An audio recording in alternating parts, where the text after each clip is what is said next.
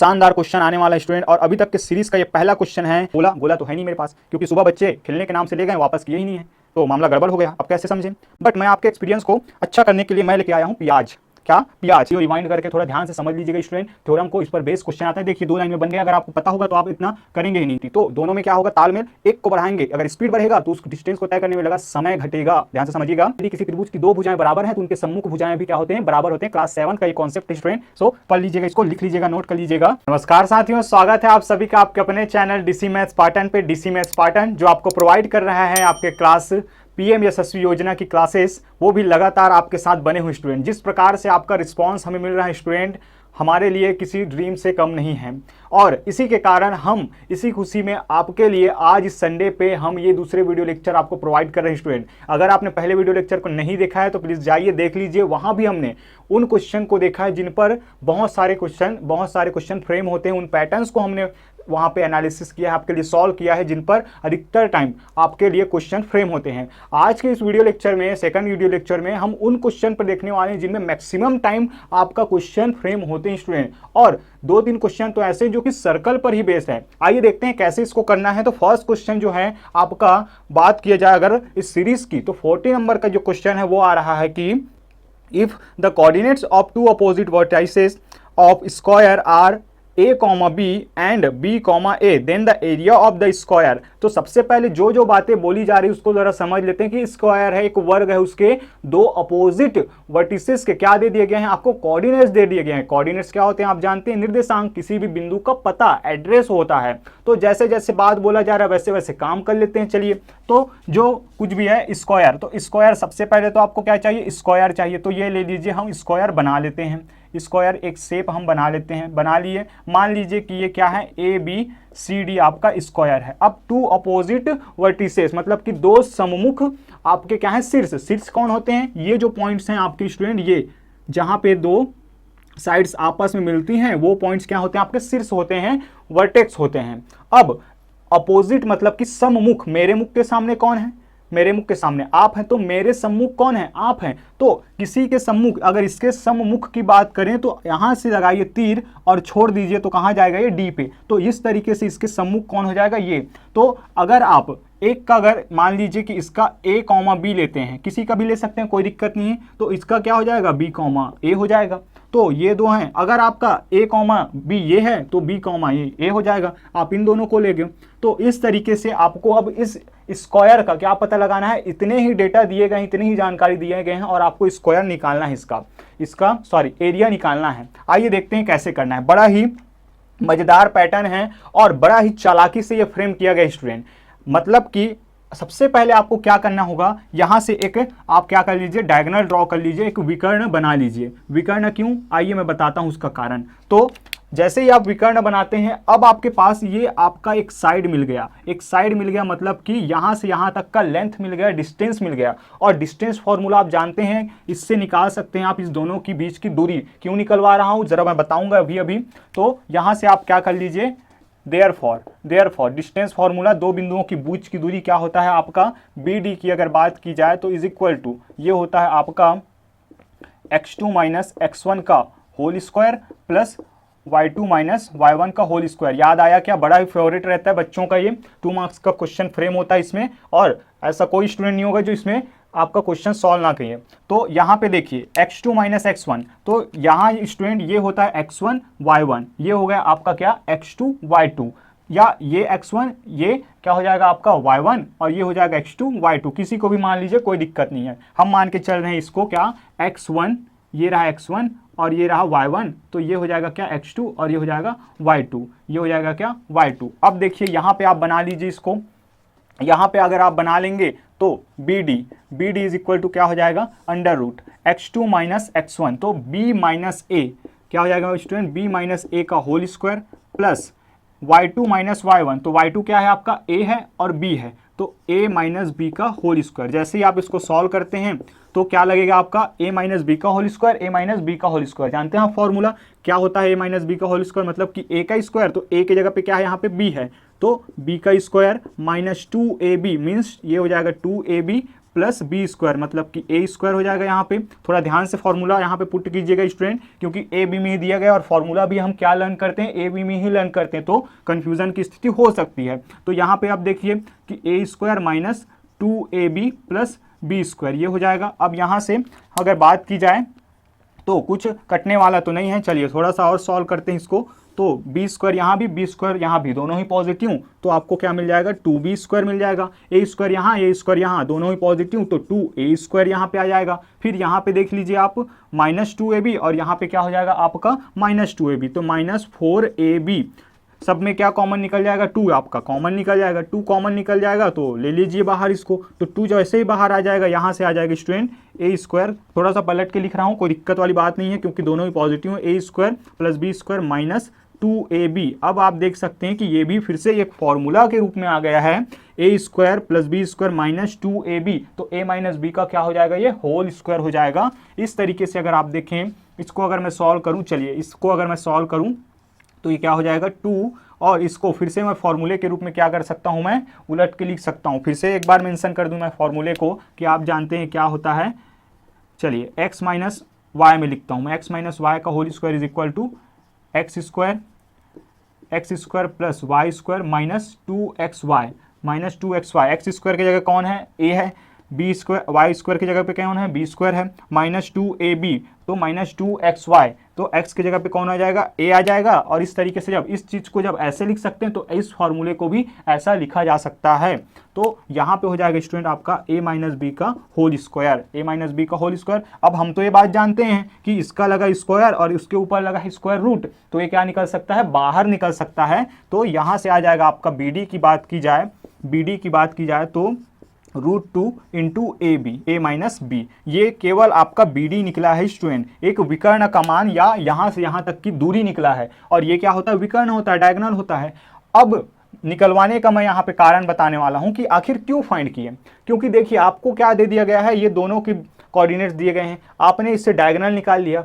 और ऐसा कौन सा शेप है जिसके चारों साइड इक्वल होते हैं और डायगोनल अगर दिए हों तो हम उसका क्या निकाल सकते हैं स्टूडेंट, एरिया निकाल सकते हैं। याद आया क्या, नहीं आया, चलिए कोई दिक्कत नहीं है। रोम्बस समचतुर्भुज, समचतुर्भुज में क्या होता है, आपके अगर दोनों विकर्ण के मान दिए जाते हैं तो आप क्या निकाल लेते हैं स्टूडेंट, आप उसका एरिया फाइंड कर लेते हैं। तो यहाँ चालाकी यही की गई है कि स्क्वायर बता के आपको क्या निकालना है, आपको निकालना है समचतुर्भुज का क्षेत्रफल, क्योंकि सभी वर्ग क्या हो सकते हैं स्टूडेंट, आपके समचतुर्भुज होते हैं, लेकिन सभी समचतुर्भुज वर्ग नहीं होते, वर्ग का अपना एक प्रॉपर्टी है।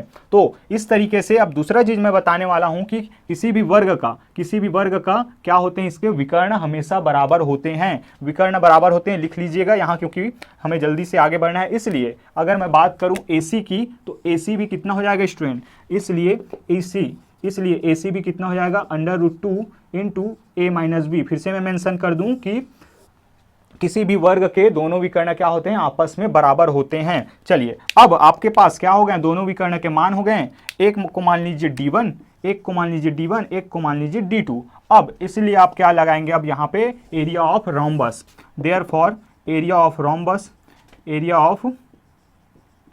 रोम्बस समचतुर्भुज का क्षेत्रफल, तो ये होता है आपका half into D1 into D2। तो यहाँ से क्या निकल जाएगा स्टूडेंट, यहाँ से निकल जाएगा 1/2 into √2 a minus B into √2 और a माइनस बी, ये निकल गया। फिर यहाँ से आप देख सकते हैं क्या निकल जाएगा, यहाँ से ये 1/2 √2 और √2 आपस में मल्टीप्लाई होंगे, 2 देगा, a माइनस बी का होल स्क्वायर देगा। तो 2 से 2 कैंसिल और आपके पास क्या आ जाएगा, a माइनस बी का होल स्क्वायर। क्या ऑप्शन में कहीं पे a माइनस बी का होल स्क्वायर दिया गया है, बिल्कुल ऑप्शन नंबर सी आपका आंसर हो जाएगा, ऑप्शन नंबर सी आपका आंसर हो जाएगा स्टूडेंट। आई होप आप लोगों को चीज़ें समझ में आई होंगी, अगर समझ में आया तो ज़रूर कॉमेंट में बताइएगा, अगर नहीं आया है तो भी बताइएगा स्टूडेंट कि कहाँ पर आपको समस्या आ रही है। चलिए बढ़ते हैं नेक्स्ट क्वेश्चन, और नेक्स्ट क्वेश्चन भी बहुत कुछ है और प्रैक्टिकल से मैं इसको समझाने वाला हूं और काफ़ी मज़ेदार प्रैक्टिकल होने वाला है, एक्सपीरियंस आपका काफ़ी मज़ेदार रहेगा स्टूडेंट। सो चलिए बढ़ते हैं आगे की ओर। तो नेक्स्ट क्वेश्चन है आपका स्टूडेंट क्वेश्चन नंबर 2 इस वीडियो लेक्चर का, और इस सीरीज़ का आपका 41 नंबर का ये क्वेश्चन है आपका, the ratio of the volume of cube two that of sphere which exactly fits inside the cube is. नहीं आया समझ में, कोई दिक्कत नहीं है, इसीलिए तो मैं प्रैक्टिकल करके आपको दिखाने वाला हूं स्टूडेंट कि एक जो क्यूब है, क्यूब आपको पता होगा क्या, घन, घन आप जानते हैं क्या होता है, एक 3D डायग्राम होता है, मतलब कि क्या हो जाएगा 3D डायग्राम, मतलब कि जिसका आयतन हो, अंदर में जगह की बात हो, तो उसमें क्या होगा, एक गोला जो है रखा हुआ है, अंदर गया हुआ है। अब क्या करना है, उन दोनों के जो वॉल्यूम्स हैं उनका रेशियो आपको फाइंड करना है। नहीं आया समझ में, कोई दिक्कत नहीं है। चलिए आपको मैं प्रैक्टिकली समझाता हूं कि अगर आप देखें ये क्यूब है, ये आपका क्या है, क्यूब है, आप सभी जानते हैं इस तरीके के होता है, जिसके सभी साइड्स क्या होते हैं, इक्वल होते हैं। दिखाई दे रहा है, ये जो है एजेस जो होते हैं सभी साइड्स वो क्या होते हैं, आपके इक्वल होते हैं सभी तरफ से, बिल्कुल 3D डायग्राम है। 3D डायग्राम मतलब कि क्या, जिसके पास लेंथ हो, जिसके पास ब्रेथ हो, मतलब कि लंबाई हो, चौड़ाई हो और ऊंचाई हो स्टूडेंट। और इसी के कारण अंदर की जगह की बात हो जाती है, जगह बन जाता है, मतलब कि वॉल्यूम जिसके पास हो, केवल एरिया नहीं, वॉल्यूम जिसके पास हो वो होता है आपका 3D डायग्राम। चलिए ये तो बात हो गई बेसिक की। अब कहानी क्या है कि इसके अंदर एक गोला डला हुआ है, गोला। उसके बाद दोनों के आपके वॉल्यूम के रेशियो बताना है। अब गोला तो है नहीं मेरे पास, क्योंकि सुबह बच्चे खेलने के नाम से ले गए, वापस किए ही नहीं है, तो मामला गड़बड़ हो गया। अब कैसे समझें, बट मैं आपके एक्सपीरियंस को अच्छा करने के लिए मैं लेके आया हूँ प्याज।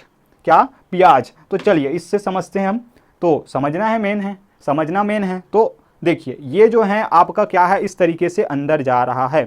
तो सपोज कीजिए कि अंदर चला जाता है, तो आप देखिए स्टूडेंट यहाँ पे कि ये अंदर चला गया। अब आपको इसके रेशियो निकालना है। तो सबसे पहली बात तो ये क्या होना चाहिए आपके पास, इसके वॉल्यूम अगर निकालना है, आपके किसी भी आपके क्यूब का अगर वॉल्यूम निकालना है तो उसके साइड से आपको पता होना चाहिए। और चूंकि क्यूब आपका क्या होता है, स्क्वायर शेप का होता है, तो एक साइड का पता चल रहा है, तो आप क्या कर सकते हैं, लंबाई गुना चौड़ाई गुना ऊंचाई, मतलब कि सभी साइड्स क्या होंगे, आपका एक ही रहेंगे। तो देखिए स्टूडेंट, तो यहां पे आप क्या मान लीजिए कि माना कि let the one side of the cube, माना कि क्यूब के एक साइड क्या है, बी एक्स यूनिट और ए यूनिट्स, मतलब कि ए इकाई मान लीजिए, क्या मान लीजिए, ए इकाई। तो आपका इसलिए वॉल्यूम क्या हो जाएगा, इसका वॉल्यूम ऑफ क्यूब क्या हो जाएगा, ए इंटू ए, लंबाई गुना चौड़ाई गुना ऊंचाई, क्या हो जाता है स्टूडेंट आपका ए क्यूब हो गया। अब ध्यान से समझना है आपको, ध्यान से समझना है कि मान लीजिए कि ये मैं यहाँ पे आपका ड्रॉ करके दिखाने का प्रयास करता हूँ। यहाँ से इस तरीके से ये क्या हो गया आपका क्यूब, ये आपका क्यूब हो गया स्टूडेंट, ये आपका क्यूब हो गया।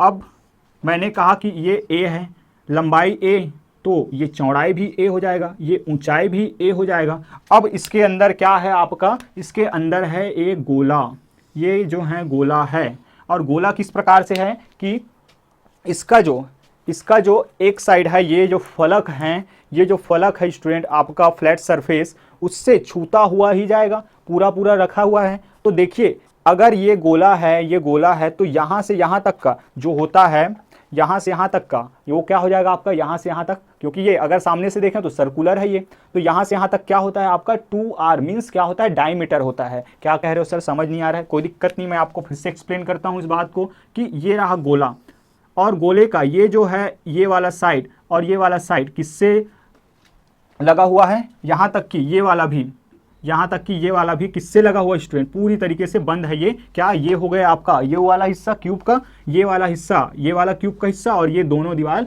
आपके क्यूब के हिस्से हैं। अब देखिए इस पूरे को तो मैंने ए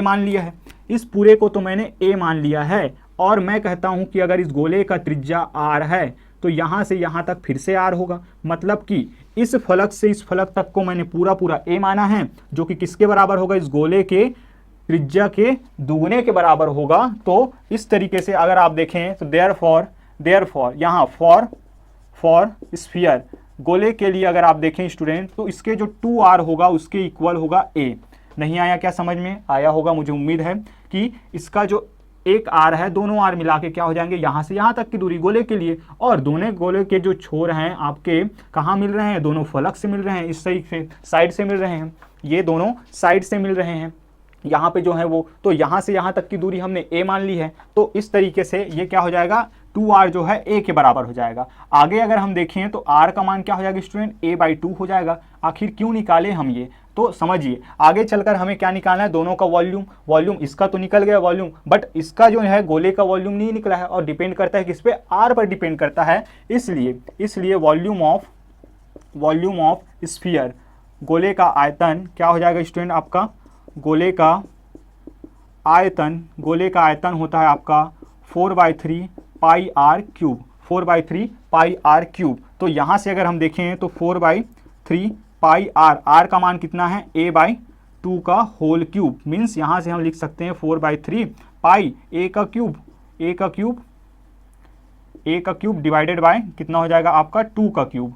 तो इस तरीके से अगर हम सॉल्व करें इसको तो ये हो जाएगा स्टूडेंट आपका 4 पाई a क्यूब डिवाइडेड बाय 3 × 8। इस तरीके से फिर से अगर हम सॉल्व कर लें तो यहाँ से हो जाएगा ये 4 से 4 1 जा 4 2 जा, तो ये हो जाएगा आपका पाई a क्यूब डिवाइडेड बाय 6। ये हो गया आपका गोले का आयतन, ये हो गया आपका किसका, क्यूब का आयतन। तो यहाँ से अगर देखें तो दोनों का क्या लेना है आपको, घन और गोले का आयतन। याद रखिएगा रेशियो लेते समय घन और गोले का आयतन का रेशियो आपको पता लगाना है, क्यूब एंड आपके स्फीयर के वॉल्यूम का आपको रेशियो। तो यहाँ पे आप लिखेंगे therefore volume of cube divided by volume of sphere, घन का आयतन बटे गोले का आयतन बराबर वॉल्यूम ऑफ क्यूब कितना हो जाएगा, a क्यूब डिवाइडेड बाय ये हो जाएगा पाई a क्यूब डिवाइडेड बाय 6। और इस तरीके के केस को मैंने पिछले वीडियो लेक्चर में आज ही के दिन अभी समझाया स्टूडेंट 11:30 बजे कि कैसा होता है कि ये जो हर वाला है वो ऊपर चला जाता है। तो यहाँ से क्या हो जाएगा, ये a cube into 6 divided by pi a cube, तो a क्यूब से a क्यूब कैंसिल और आपको मिल जाएगा 6 डिवाइडेड बाय पाई, या अगर हम रेशियो के रूप में लिखें तो 6:पाई। क्या ऑप्शन में 6:पाई दिखाई दे रहा है स्टूडेंट, कहीं पे है, बिल्कुल एग्जैक्टली ऑप्शन नंबर ए आपका क्या हो जाएगा, करेक्ट आंसर हो जाएगा। आई होप आप लोगों को ये बातें क्लियर हो गई स्टूडेंट। चलिए आगे बढ़ते हैं और आगे देखते हैं, बड़ा ही मजेदार क्वेश्चन, बहुत ही सरल सा बट बहुत सारे कॉन्सेप्ट को अपने आप में समेटे हुए एक पॉलिनोमियल का बहुपद के चैप्टर से आने वाला ये क्वेश्चन, जो कि आपके लिए बहुत ही ज्यादा इंपॉर्टेंट है। सो चलिए स्टूडेंट देखते हैं आगे बढ़ते हुए उसको। नेक्स्ट क्वेश्चन है student, if any polynomial f of x is divided by x square minus 16 then the remainder is 5x plus 3। If it is divided by x plus 4 then the remainder will be, means आपको दो condition दिए गए हैं। दो conditions क्यों, आपको ये पहचानना सीखना होगा स्टूडेंट कि कैसे कैसे बातें बोली जा रही हैं। ध्यान से समझिए कि एक पॉलिनोमियल है f of x, एक बहुपद f of x है, जिसको क्या किया जाता है, x स्क्वायर माइनस 16 से डिवाइड किया जाता है, तब आपका जो रिमाइंडर है, शेषफल है, वो क्या आता है 5x plus 3। ये हुआ पहला कंडीशन। अब फिर से इसी पॉलिनोमियल f of x को क्या किया जाएगा, x plus 4 से डिवाइड किया जाएगा, तब आपको क्या बताना है, इसका रिमाइंडर बताना है। तो आइए देखते हैं पहले केस के अनुसार। बाय द वे मैं एक बात बताना चाहूँगा, अगर आप इस पर वीडियो लेक्चर चाहते हैं, डिटेल वीडियो लेक्चर चाहते हैं, तो हमारे इस चैनल पर अपलोडेड है स्टूडेंट। अगर आई बटन पे लिंक है, जाके देख लीजिए, बिल्कुल डीप में हमने वहाँ पे बताया है, एक एक कंडीशन को हमने वहाँ पे एक्सप्लेन किया है, बट यहाँ भी मैं आपको बहुत अच्छे तरीके से एक्सप्लेन करने वाला हूँ। सो चलिए देखते हैं पहला कंडीशन f of x आखिर है क्या, f of x है आपका डिविडेंड मीन्स भाज्य मीन्स जो भाग होगा, और उसके बाद आगे दे दिया गया है क्या, एक्स स्क्वायर माइनस 16 क्या है आपका, डिवाइजर है, यही तो भाग कर रहा है, मतलब कि ये क्या हो गया, भाजक हो गया। इसके बाद तब रिमाइंडर क्या आता है स्टूडेंट आपका 5x प्लस 3 आपका क्या आता है, रिमाइंडर आता है। शेष फल क्या आ जाता है, रिमाइंडर शेष फल क्या आ जाता है आपका, ये आता है। ये हो गया पहला केस। अब आपको ये फॉर्मूला आपको जरा पता होना चाहिए, दो कॉन्सेप्ट यहाँ पे आपको क्लियर होना चाहिए। एक होता है आपका रिमाइंडर थ्योरम का कॉन्सेप्ट और दूसरा होता है आपका डिविजिबिलिटी रूल का। पहला है आपका शेषफल आपको पता होना चाहिए, और दूसरा है आपका क्या, विभाज्यता सूत्र क्या होता है। तो यहाँ से देखिए विभाज्यता सूत्र क्या होता है student, by divisibility rule we know that dividend is equal to, अगर मुझे डिविडेंड फाइंड करना है तो क्या होता है, ये divisor into quotient plus remainder. ये होता है आपका, ये होता है क्या, भाज्य बराबर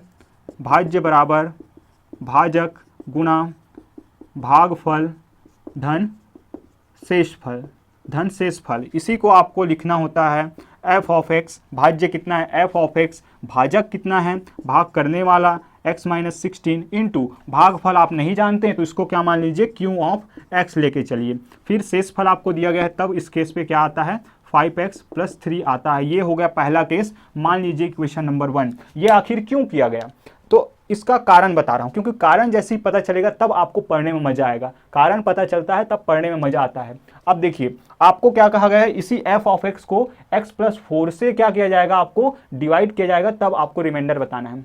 अब बताइए स्टूडेंट, आपके पास f ऑफ x है ही नहीं तो आप डिवाइड कैसे करेंगे, रिमाइंडर थ्योरम लगाएंगे कैसे। तो इसीलिए इसी को अरेंज करने के लिए, इसी के लिए जुगाड़ के लिए ये पहला कंडीशन दिया जाता है कि इससे डिवाइड किया जाता है तब ये शेषफल आता है, ताकि आप क्या निकाल लें, आप इस f ऑफ x को निकाल लें। अब आपके पास f ऑफ x इस रूप में है। अब क्या कर लिए, यही इसी को आप पॉलिनोमियल मानिए, इसे बहुपद मानिए और इसको x प्लस 4 से डिवाइड करिए। और एक पॉलिनोमियल को दूसरे पॉलिनोमियल से डिवाइड करने पर मीन्स बहुपद को बहुपद से डिवाइड करने पर जो शेषफल आता है वो रिमाइंडर थ्योरम के अनुसार क्या होता है कि डिवाइजर को रख दीजिए इक्वल टू 0 और x के मान लाके पुट कर दीजिए, जो कुछ भी आएगा वही क्या होगा, आपका शेषफल होगा।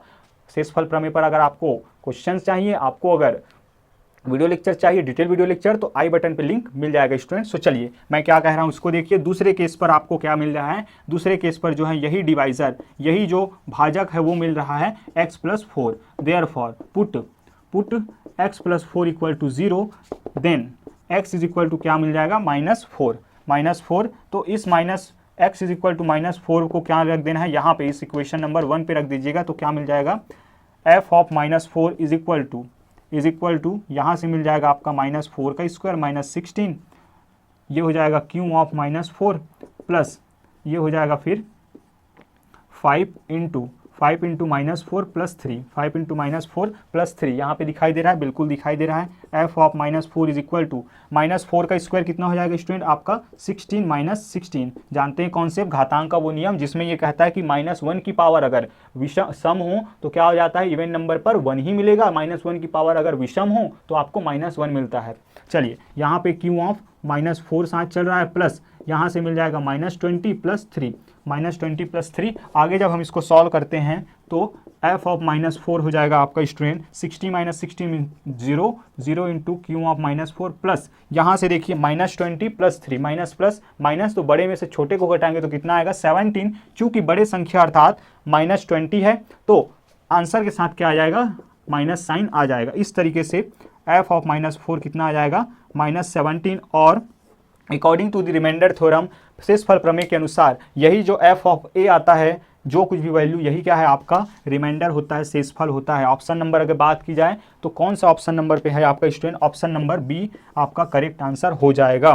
क्या आपको पहले से पता थी, अगर नहीं पता थी तो बताइएगा स्टूडेंट कमेंट में ज़रूर कि सर हमें नहीं पता था, अगर पता था तो भी बताइएगा कि कैसा लगा ये हमारा सोल्यूशन। चलिए आगे बढ़ते हुए, बहुत ही शानदार क्वेश्चन आने वाला है स्टूडेंट, और अभी तक के सीरीज का ये पहला क्वेश्चन है रेशियो एंड प्रोपोर्शन पर बेस्ड, और वो भी इन्वर्सली प्रोपोर्शनल जो होता है आपके क्लास 10th में, व्युत्क्रम अनुपात पर आधारित यह प्रश्न बहुत ही शानदार, क्योंकि इसके बिना मैं मानता हूं कि आपके जो कंपटीशन है वो हो ही नहीं सकता। किसी भी आपके 10th लेवल के एग्जाम में जाइए तो ये क्वेश्चन जो है आपको मिलने वाला है। सो बने रहिए, बिल्कुल आराम से हम समझेंगे। चलिए बढ़ते हैं आगे। नेक्स्ट क्वेश्चन स्टूडेंट आपका 40 नंबर का ये question, 12 workers can build a wall in 9 days working 8 hours per day, in how many days 24 workers can build that wall working 6 hours per day. बहुत ही शानदार क्वेश्चन है, लेकिन इस शानदार क्वेश्चन को हम आगे सॉल्व करने से पहले थोड़ा सा इसके कॉन्सेप्ट को समझते हैं।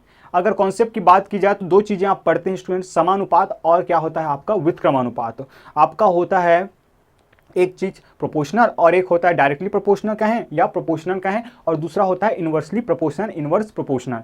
तो यहाँ से व्युत्क्रमानुपात और समानुपात दो चीजें। समानुपात क्या होता है थोड़ा सा समझ लीजिए कि एक क्वांटिटी को अगर बढ़ा रहे हैं, कोई भी राशि है आपके पास, लंबाई और चौड़ाई हो सकता है, मान लीजिए कि क्या हो सकता है आपका, जैसे कि आपका स्पीड और टाइम ले लीजिए, स्पीड और टाइम ले लीजिए। तो स्पीड अगर बढ़ेगा तो दूरी क्या हो जाएगी, जल्दी तय हो जाएगी।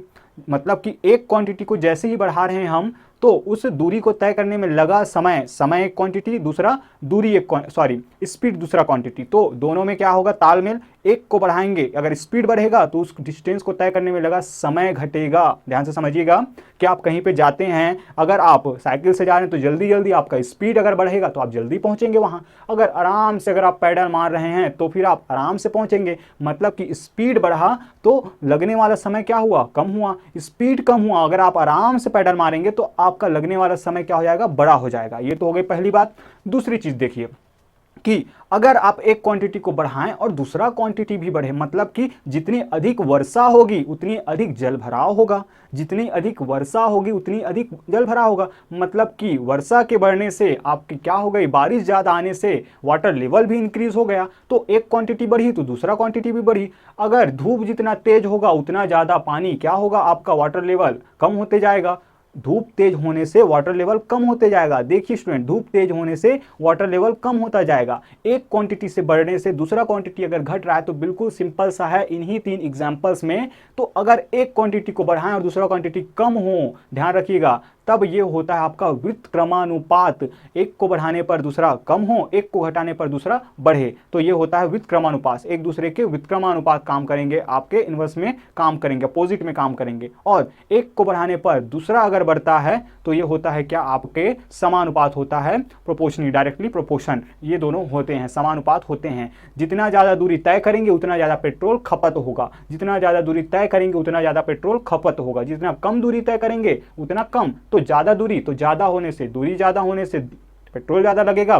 तो ये हो गए आपके समानुपात। आइए अब जो क्वेश्चन दिए गए उस पर अगर बात करते हैं तो इनका क्या कहना है कि आपके जो हैं 12 जो हैं वर्कर्स जो हैं एक वॉल को क्या करते हैं स्टूडेंट, 9 दिनों में कंप्लीट कर लेते हैं। और करते कैसे हैं कि वो रोज 8 घंटा काम कर रहे हैं। वो 12 जो मजदूर हैं आपके 8 घंटा काम करके रोज के 9 दिन में कंप्लीट कर देता है किसी दीवार को। अब उसी दीवार को हम क्या करते हैं, 24 लोगों से करवाते हैं। 24 लोगों से करवाते हैं, तब 6 घंटा अगर वो रोज के काम कर रहे हैं तो कितने दिनों में पूरा कर लेंगे। बहुत ही प्यारा सा ये क्वेश्चन है और इस पर क्वेश्चन मान के चलिए कि तय है, आएगा ही आएगा, क्योंकि 10th लेवल के अगर एग्जाम हो रहा है तो इस तरीके का पैटर्न अगर नहीं पूछा गया है तो थोड़ा सोचने वाली बात हो सकती है। तो चलिए 12 वर्कर हैं, तो चलिए इसको थोड़ा सा समझ लेते हैं कि पहली बात मैं हूँ आराम से समझाने वाला हूँ मैं आपको बहुत ही आसानी से। मजदूरों की संख्या, मजदूर मान लीजिए, मजदूरों की संख्या, फिर आप मान लीजिए कार्य, 3 चीज़ें मैं लिख रहा हूँ। और यहाँ पे वो दोनों क्वांटिटी को पहचानना बहुत ज़्यादा आवश्यक होता है स्टूडेंट, जिन पर आपका क्या है, आपके क्वेश्चन सॉल्व होने वाला है।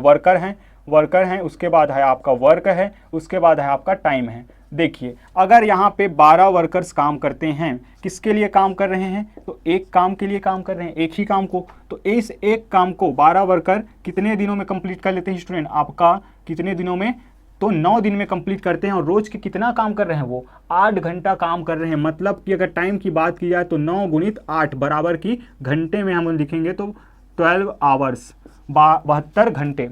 आया क्या समझ में, 9 दिन, एक दिन में 8 घंटे, तो टोटल कितना हो जाएगा, 72 घंटे इनको लगते हैं। तो ये हो गया काम एक है। फिर इसके लिए हम क्या करते हैं, 24 मजदूर लगाते हैं। इसी एक काम को करने में अब कितना दिन लगेंगे, अगर वो क्या कर रहे हैं, 6 घंटे रोज काम कर रहे हैं। अब आप जानते हैं यहाँ का खेल क्या, कि आप क्या मान के चल लेंगे उसको, x दिनों में करते हैं। तो x दिनों में जब करते हैं तो टोटल आपके लगने वाले समय कितने हो जाएगा, 6x आवर्स हो जाएंगे। नहीं आया समझ में, फिर से 9 दिन काम करते हैं कंप्लीट 9 दिनों में, तो 8 घंटे रोज करते हैं तब, तो मतलब टोटल कितने घंटे करते हैं, 72 घंटे करते हैं। 72 घंटे, घंटे में रिलेट कर रहे हैं ना, ये डे में दिया गया है, ये आवर में दिया गया है, तो दोनों को आप क्या करेंगे, दोनों ही क्या हैं, आपके टाइम को रिप्रेजेंट कर रहे हैं, समय को बता रहे हैं। तो अगर देखा जाए तो 72 घंटे आ गए। 12 वर्कर इसी एक वॉल को 72 घंटे में कंप्लीट करते हैं। और इस तरीके से फिर से ये क्या हो रहे हैं,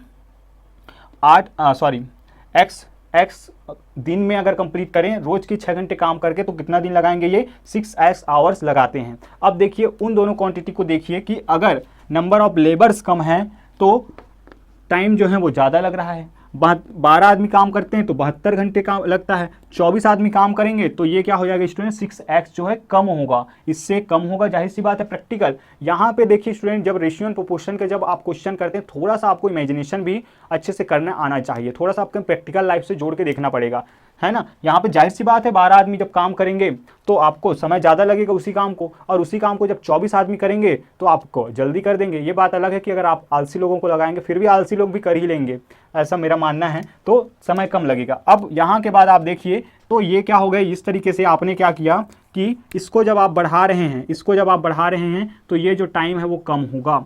इसको जब आप बढ़ा रहे हैं मतलब कि 12 से 24 कर रहे हैं, या यूं मान के चलिए अगर मैं बढ़ाने का साइन इस तरीके से दे दूं, बढ़ाने का साइन इस तरीके से, चलिए सही कर रहे हैं, ये यहाँ से यहाँ अगर हम आते हैं तो कितना हो जाएगा आपका 12 से 24 जब हो रहा है तो ये क्या हो रहा है स्टूडेंट, आपका ये जो होगा बढ़ेगा, मतलब कि ये जो है वो कम होगा और ये जो है वो ज़्यादा होगा। तो आपका कुछ नहीं, इसका क्रॉस मल्टीप्लिकेशन कर देना है, इसका क्रॉस मल्टीप्लिकेशन कर देना है और रेशियो लेकर कि दोनों ही क्या हैं आपके, इस तरीके से लिखते हैं। 5 मार्क्स का क्वेश्चन इसमें फ्रेम होता है अगर बोर्ड एग्जाम की बात की जाए तो। हम लिखते हैं कि यहाँ पे मजदूरों की संख्या और कार्य को करने में लिया गया समय आपस में क्या है, आपस में जो है वो व्युत्क्रमानुपाती हैं, इसलिए मजदूरों की संख्या का अनुपात मजदूरों की संख्या के साथ होगा और ये बराबर हो जाएगा किसके, यहाँ इसके। देखिए क्रॉस 12 के लिए किसको लिखेंगे, 6x को ऊपर में लिखेंगे और 24 के लिए लिखेंगे 72 को। अब जब आप इसको सॉल्व करेंगे तो x का मान आ जाएगा और x क्या है, कंप्लीट करने का समय। तो यहाँ से देखिए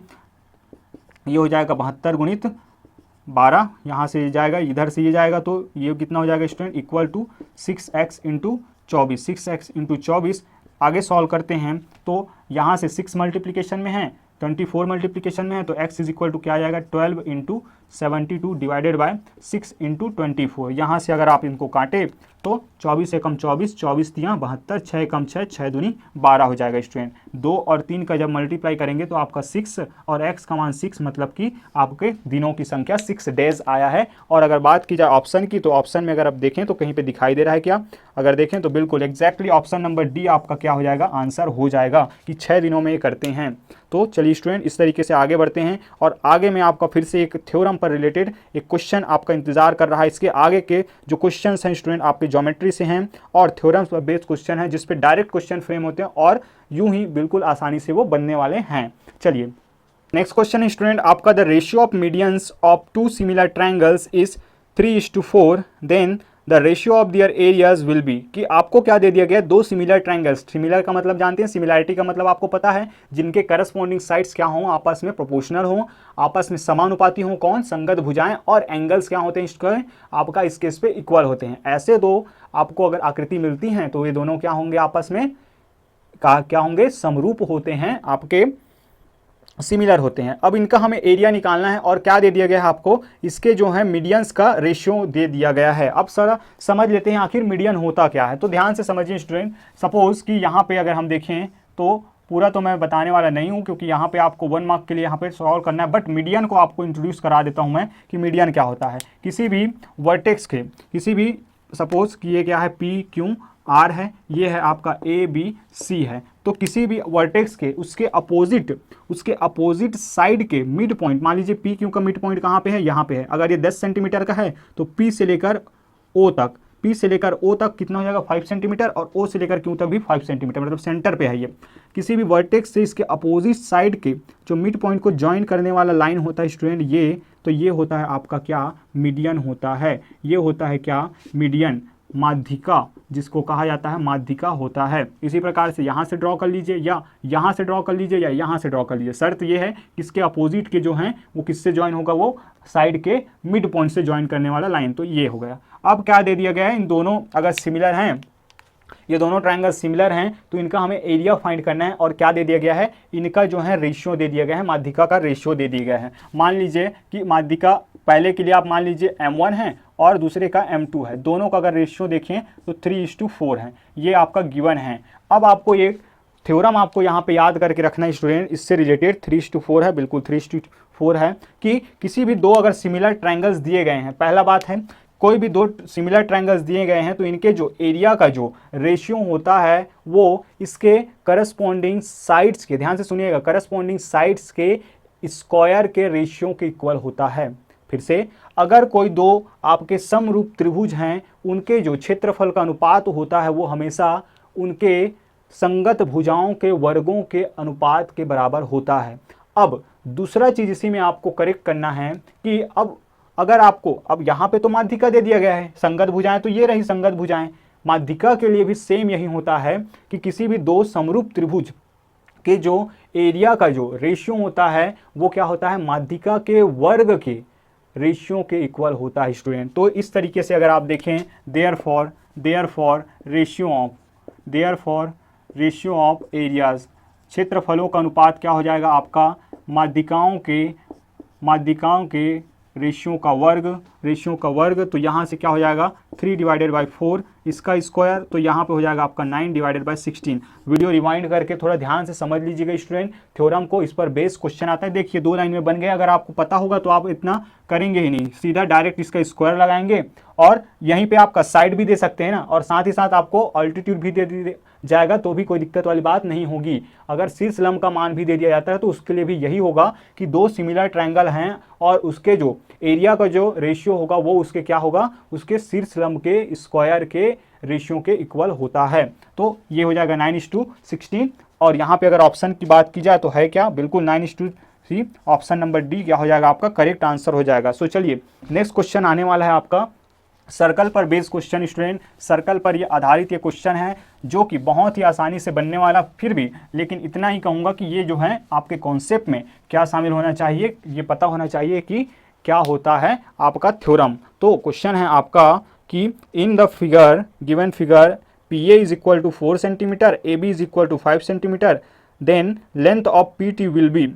एक आपके पास डायग्राम जैसे कि आप देख रहे हैं वो दिया गया स्टूडेंट, तो यहाँ से अगर समझें हम थोड़ा सा, तो ये रहा ये डायग्राम, ये रहा सर्कल का अगर हम ये क्या हो गया आपका बाहरी बिंदु हो गया, ये हो गया एक्सटर्नल पॉइंट और यहीं से एक सेकेंड भी है। मान लीजिए कि ये एक्सटर्नल पॉइंट P है, ये हो गया T, तो PT क्या हो जाएगा, ये टेंजेंट होगा, स्पर्श रेखा होगा, और ये क्या हो जाएगा आपका छेदक रेखा। मान लीजिए पहली बिंदु क्या है A है और दूसरी बिंदु B है, ये आपका डायग्राम दिया गया है।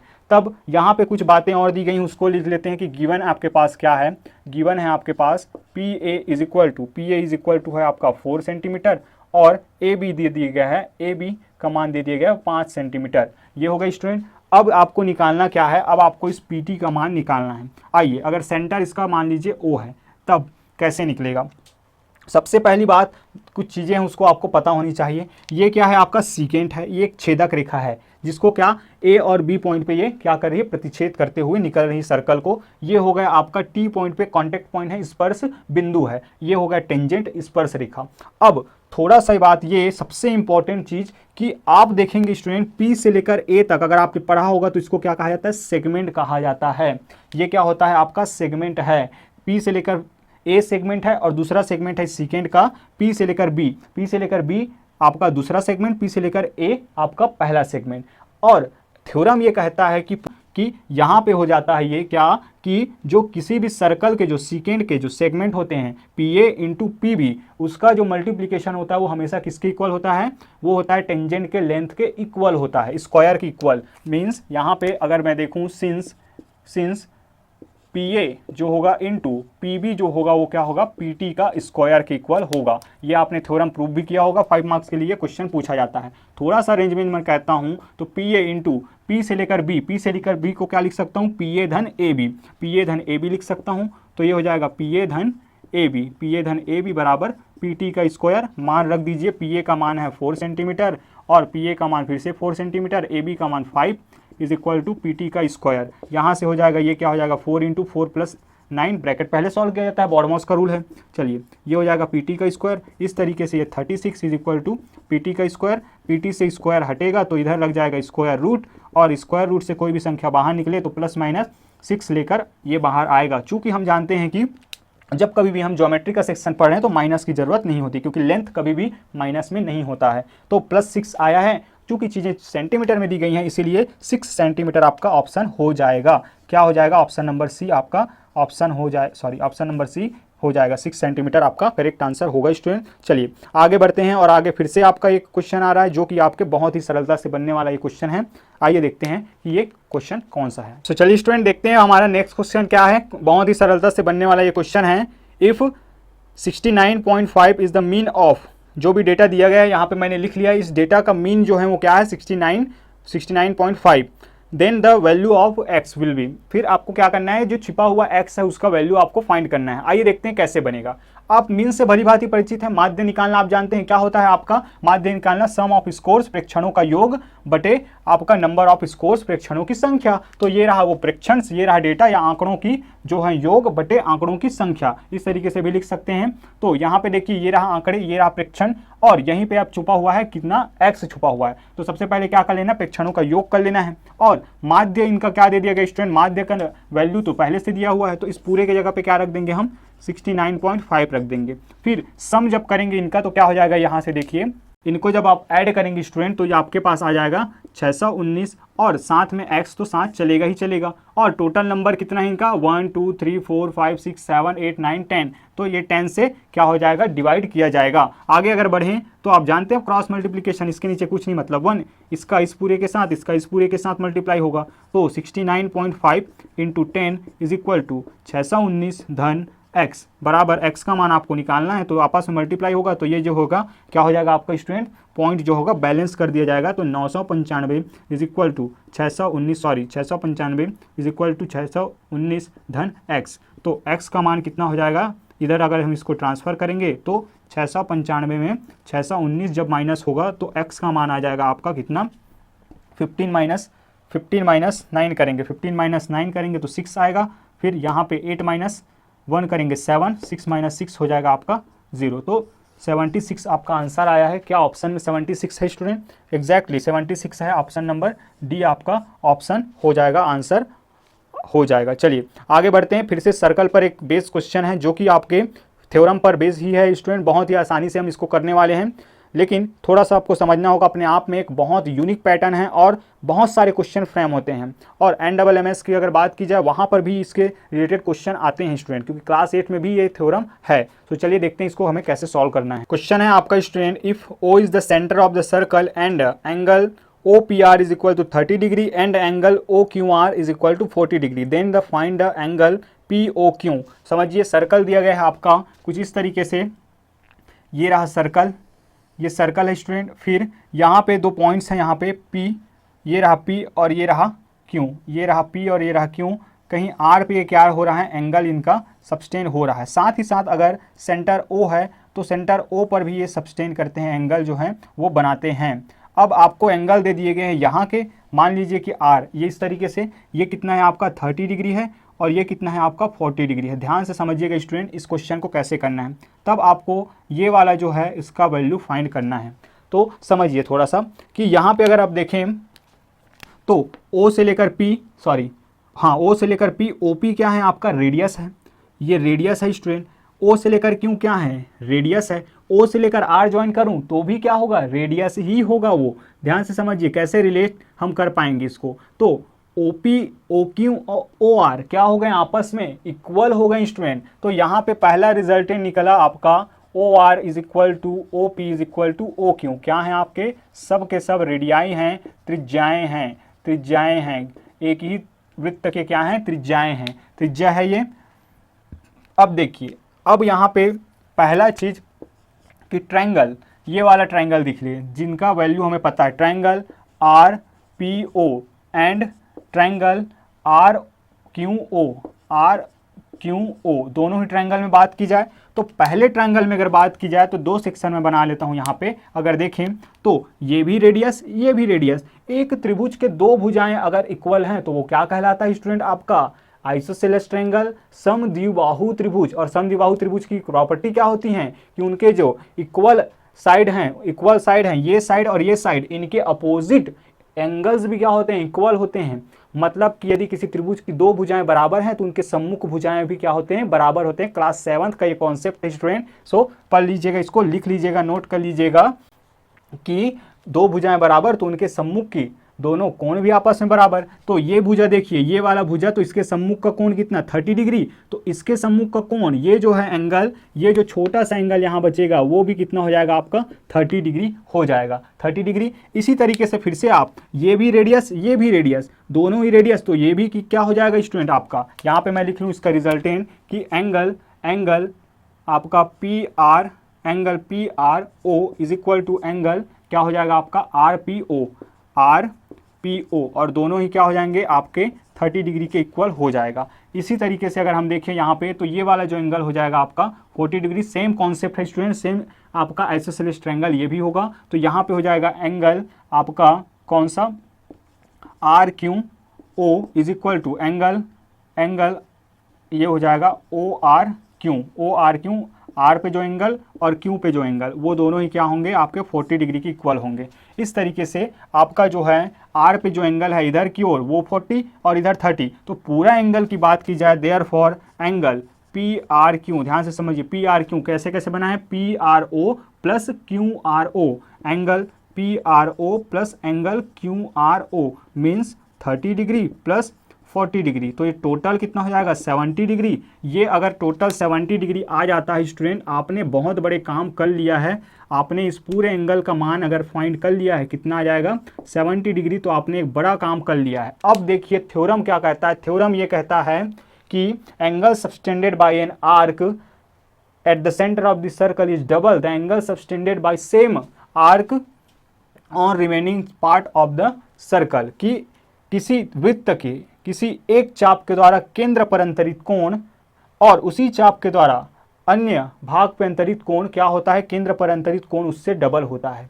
फिर से, एक चाप के द्वारा केंद्र पर अंतरित कोण और उसी चाप के द्वारा इस सर्कल के किसी अन्य भाग पर अंतरित कोण, तो दोनों में अगर कंपैरिजन जब आप करते हैं तो आप पाएंगे कि अन्य भाग में जो अंतरित कोण है उससे केंद्र पर अंतरित कोण क्या होगा 2 गुना होगा। तो इस तरीके से मैं लिख सकता हूं कि यहां से एंगल जो होगा ये जो पी ओ क्यू होगा स्टूडेंट, पी ओ क्यू होगा वो इसका क्या हो जाएगा अन्य भाग पे, मतलब कि 2 into angle P are Q हो जाएगा, और पी आर क्यू तो अभी अभी आप निकाल के आ रहे हैं। इस तरीके से एंगल पी ओ क्यू हो जाएगा आपका 2 इंटू 70 डिग्री मीन्स आपका 140 डिग्री आ जाएगा। अगर ऑप्शन की बात की जाए तो ये ऑप्शन नंबर हो जाएगा आपका डी, ये भी ऑप्शन नंबर डी हो जाएगा कितना 140 डिग्री। आइए बढ़ते हैं आगे स्टूडेंट, और लास्ट के 2 क्वेश्चन देखने वाले हैं जो कि बहुत ही ज़्यादा सरल सा ये क्वेश्चन है, बट कॉन्सेप्ट तो कॉन्सेप्ट होता है, आपको सीखना पड़ेगा। और सीखना पड़ेगा क्या, आपको नया चीज़ सीखना ही चाहिए। हर बार जब आप देखते हैं स्टूडेंट कितना भी सरल चीज़ें हों बट आप कुछ ना कुछ नया सीखते ही हैं। सो चलिए देखते हैं इसको। नेक्स्ट क्वेश्चन है स्टूडेंट आपका, ये जो है वैल्यू दे दिया गया है आपको, एक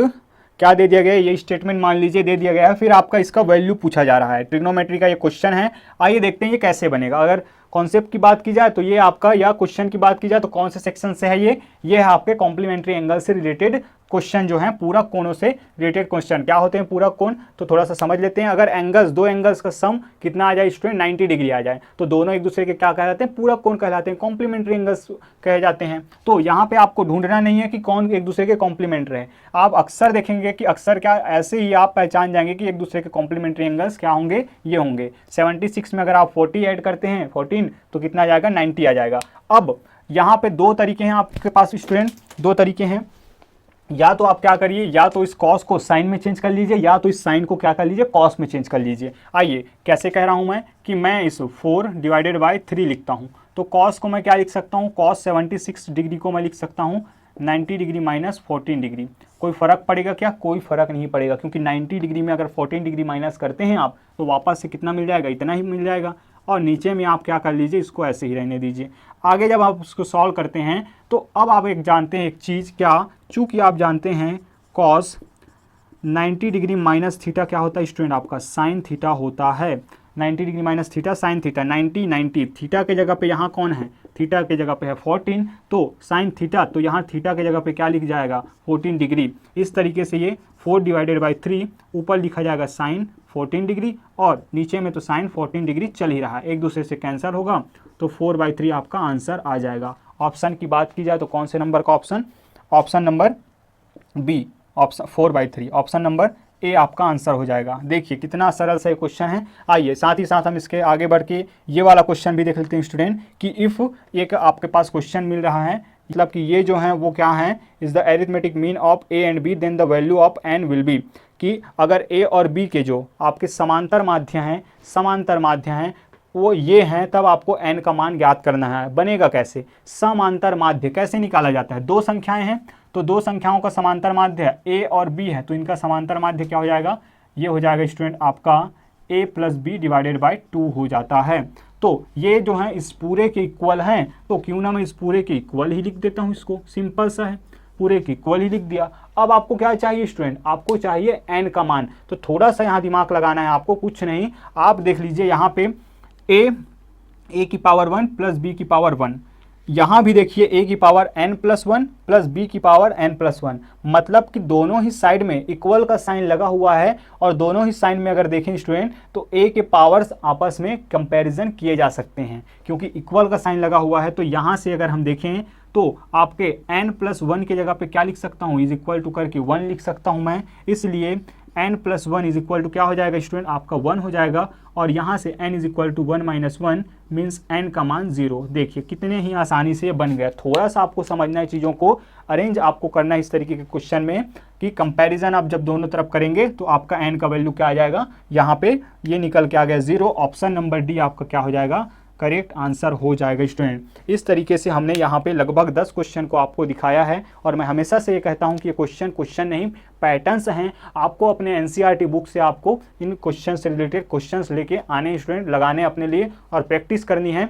और इसी तरीके से हम आगे बढ़ रहे हैं और हमने 40 क्वेश्चन यहाँ पे कंप्लीट कर लिए स्टूडेंट, सॉरी 49 क्वेश्चन यहाँ पे कंप्लीट हो चुका है। तो इस तरीके से और आपका लगातार सपोर्ट बन रहा है स्टूडेंट, इसके लिए मैं फिर से आपको थैंक यू करता हूँ। और इसी तरीके से बने रहिए, हम आगे भी आपके लिए वीडियो लेक्चर्स आ रहे हैं, लगातार ला रहे होंगे। और एक बात और आपके लिए थोड़ा सा एक क्वेश्चन कि आप ज़रा बताइएगा कि ये जो है दोनों वीडियो लेक्चर्स हैं जिस पर आपको हिंदी के क्वेश्चन मिले हैं, तो आपका क्या है, आपकी इच्छा क्या है स्टूडेंट, क्या आगे बढ़ाना है स्टूडेंट? तो आगे तो बढ़ाना ही है इसको, लेकिन आपको कैसा लग रहा है ये सीरीज ज़रा बताइएगा। सो चलिए मिलते हैं नेक्स्ट वीडियो लेक्चर में, तब तक के लिए अपना ख्याल रखिए और प्रैक्टिस पर ध्यान दीजिए, स्वास्थ्य का ख्याल रखिए। जय हिंद।